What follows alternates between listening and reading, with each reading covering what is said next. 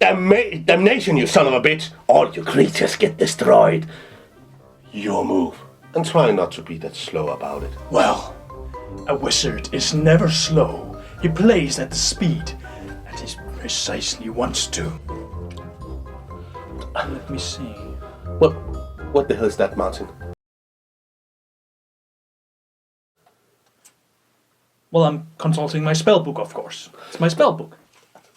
Martin, all your cards are supposed to be in your deck. You're not supposed to keep it in a spellbook. How would you even shuffle a spellbook? Well, I'm a wizard, of course. You wouldn't understand. Haha! Take this! Martin, we are playing Magic the Gathering. Yes? This is a Yu-Gi-Oh card. It's from a different game. And why do you even have a spellbook? This shit isn't even a proper spellbook. It's shit! Okay. How would you make a spellbook then? Non-wizard. Non-wizard, I shall show you a spellbook. This is a spellbook. It's magic, bitch. Hello and welcome to LarpForge. Today we're gonna make a magic book spellbook. Yeah, because Martin's spellbook is kind of embarrassing. Well, there are many ways to make magic books or spell books. For instance, this here. It's a really nice one, which we're not gonna make. Yeah, this one, which is also a really nice one, but we are not gonna make that either. We can also make something large like this one here, but we're not gonna make this either as well. We could even buy one just like this, but then we don't have to make a book. But it's so nice. Yeah, but we got to make this one.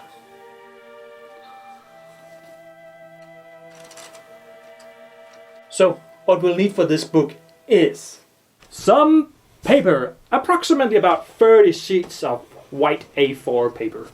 Then you're gonna need some leather. I stole this up from an old sofa somewhere that people don't sleep on anymore, apparently. Or they can't now. Then some leather straps. And some hemp string. A scissor to cut in the leather. Something to make holes in the paper. And this little pointy thing that you can go and poke your friends with so they die. Okay, it's the leather, not for friends. Don't ever poke your friends with this. Okay, the first thing you need to do is take all your 30 sheets of paper. These are going to be turned into parchment. Before we're making this paper into parchment, you have to do this. Because this book is only going to be in a A6 size, we're going to first fold the paper in half, like this. And like this. The reason for that is we want these sharp edges to still show when we have turned the paper into parchment, or a parchment-like quality. Now you can turn it into parchment. Okay, Dennis, so I made all these sheets of paper. Yeah, that's fine. Now we need 5 more. We need 30 sheets of paper. 30? Yeah, it's going to be a thick book. But 5 sheets of paper is actually what we need to make up a bundle. Now you can clearly see how it helps to fold the paper, because now, even after it's been made out into parchment, we can just do this. And then we're going to bundle them up. Don't worry about these edges though where we have folded the paper, because these are actually going to get cut afterwards. But for now, just to keep all things in place, we leave them as they are. You'll need 6 bundles of these, or as many as you like. When you have all the paper you need to make holes in it. And you need 2 small holes close together. And that you have to do to every bundle. And it makes it a lot easier if you have one of these hole cutters with 2 on them. Because then you have one side adjusted to one hole and the other side adjusted to the other hole. When you have done that, you put them together again. And now we are going to tie them up. You take some hemp string, put it on a needle, because this is going to make it easier. And then we are just going to stitch it together. And then you make it crush. Just like this and like this. Fold it over. And then you just tie a knot. Make it as tight as you can, and it's easier if you have a strong string like the hemp string here. And then we're going to do the exact same thing right down here.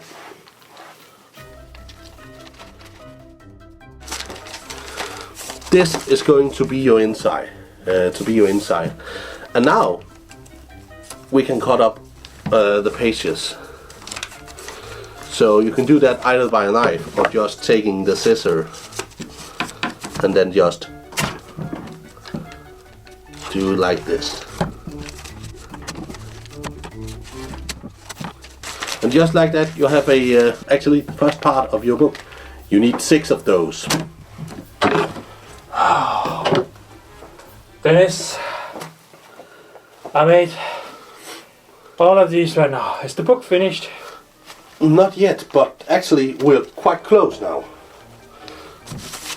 Because now we have all the 6 we need. The only thing we need to do is to cut up all the others.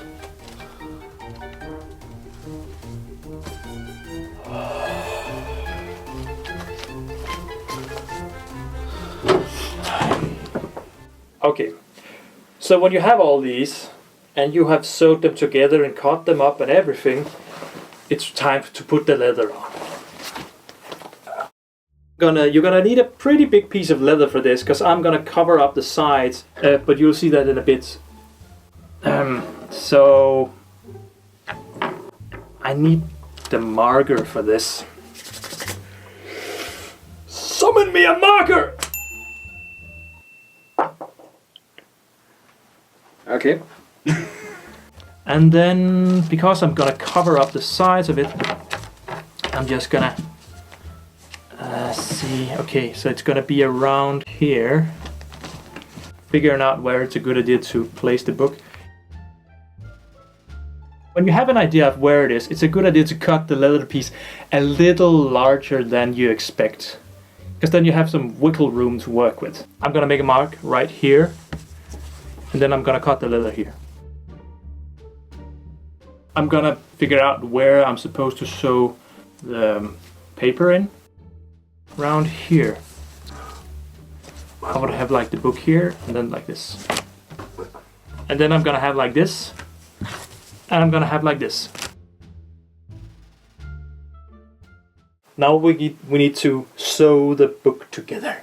Yeah, and that's why we need this needle thing. Or if you have something to make small holes in the leather, maybe you could use it, but I actually prefer this pin.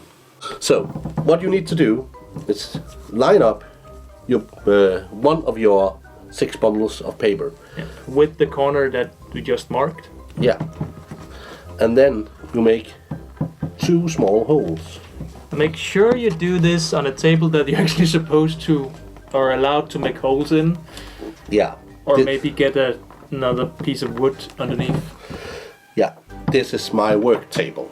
So we can do with it pretty much whatever we want.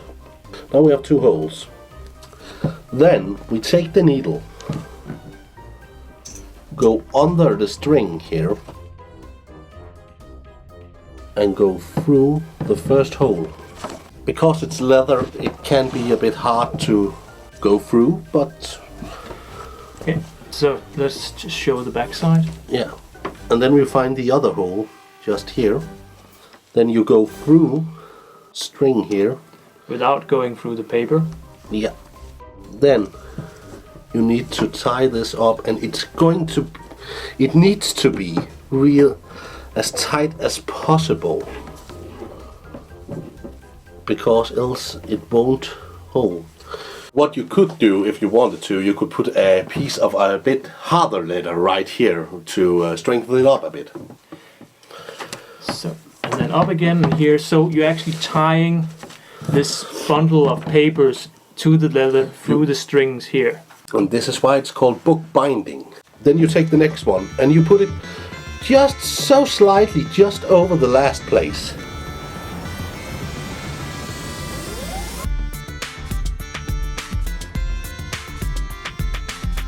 Okay, so now we have sewed the book in. It might have become a bit too tight here, but that's all right. It all depends on the thickness of the leather. This here is a bit thin, so... But it was cheap. Yeah, but it works. Now it's time to cut out the book. So I'm gonna take my marker again. And as I said before, I want it to be I want to be able to take the leather and put around the sides so it can be waterproof. Keep the length of it, but I need to cut out the corner. If you're in doubt, leave a little extra space in, but not very much. Okay, so now it's time to cut out the other part over here. And I'm gonna lift the paper up so I have the back of the book, back side of the book. And then I'm gonna mark this out.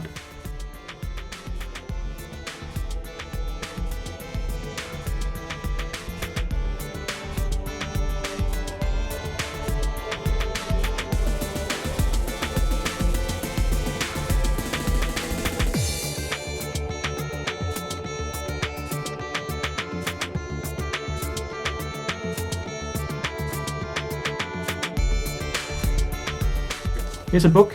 It's covered in leather all around, so it's sealed away from the weather. To finish up the book, the first thing we will need to do is to make sure we end up on our front side, because right now this is our front, seen from this way. So if I just turn it around so I can see, actually when we hold it just like this. So the long piece here. Yeah, it's that's our front, and when we close the book, going to end just right here. So all we need to do is just to take the end, and then we just give it some small design if you want to. And then what we need to do now? Yeah, we're going to use the string here. And we're going to take quite a long piece actually. Then we are going to cut two very small holes, just like this. Just take the string, wrap it around, and we're able to close the book. Well, it's not a wizard's book yet. But it's pretty nice and it looks like a wizard book. Yeah, but there's something missing. Like what? Spells. Oh yeah. And decorations, because right now it's just empty. To fill this up, yeah, you could start writing, of course. And writing spells, and you can maybe you can go out and print out your spells from the rule book from whichever LARP you play in, if they have some special combos for their spells. Maybe give them a nice front and then glue them inside. And even, like I could do, go on the internet and find some magic alphabet, or go on Google and just Google magic circles and old wood carvings, Leonardo da Vinci, so on. And even for this book, because I think the wizard who uses this, he's kind of into studying magical creatures and creatures not only human. So we have printed out, I have printed out some sketch drawings of humans, or a human male and a human girl. And then all he needs to do is to take his feather pen and draw upon it to make it look like an orc. An orc has pointy teeth, and then you can give it some. That's not really an orc, you know. You can get a lot of these stuffs out of the on the internet. Find a lot of pictures. Then turn the paper into parchment, and then you can glue it inside your book if you're not that good at drawing like Martin. Hey! And it will make your book a lot more interesting when it gets all these notes and flaps. And actually, we can show them. Because we have some friends who have made some books. I stole one of them here. It's full of notes and full of things she have glued most of this in and written on it, and oh my dear God, she has stories from all over the place and theories and oh my dear. Yeah, and here we have another friend's notebook also. This is actually from Methodea. Everything he has discovered in Methodea, he's written down. Or at least everything his character has discovered in Methodea, he's written down. And we actually also got this old thing, which could be an example how to make another type of book. The method is almost the same. This was a book of lore in a magical realm from an old LARP we used to make. And basically what makes this cool and what makes all the books cool is just the layers upon layers. Everything is just glued down, and sometimes new laws are just glued on to other laws, and some things it's pretty messed up, so it's hard to look at, but it makes so much to the books. It gives them charm and life. The funny thing about this book in particular is that it's actually half written by the players and half written by the DMs, because, well, the mayor and everybody else just change the laws all the time. And the same thing goes for something like a magic book if they explore new spells and want to share it with other players. Especially if it's an in-game book and not only a personal journal. Although personal journals are also pretty nice to have. But we have a problem. Which one of them? This one. It's actually this is law. This tells that Martin may never, ever become a mage again. If he does, he has to get this to his head. I'm not a mage. I'm a wizard. Ow! If you want it to last a little longer, then you can do like these two books here. Use some fig leather. The thicker the leather, the better the book. Yeah, the more, well, the nicer it's gonna be, and the more water resistance it's probably gonna be. Another thing is that if you use like drawing paper, the drawing paper is a little thicker, so it lasts a little longer, and it don't get torn that easily as printing paper. Although that printing paper, you glue upon layers and layers upon it, it will strengthen up in time. But it will take time. If you're done now, I would like to get my magic book. Yeah, at least now we have a proper magic book and not like this one. Yeah, it's nice. I like it. It's very pretty.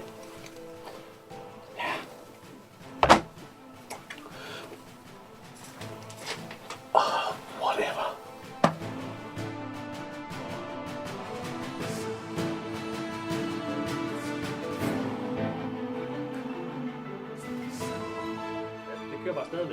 First you're gonna need 30 sheets of white paper. Then you're gonna need some fancy new leather. You have to cut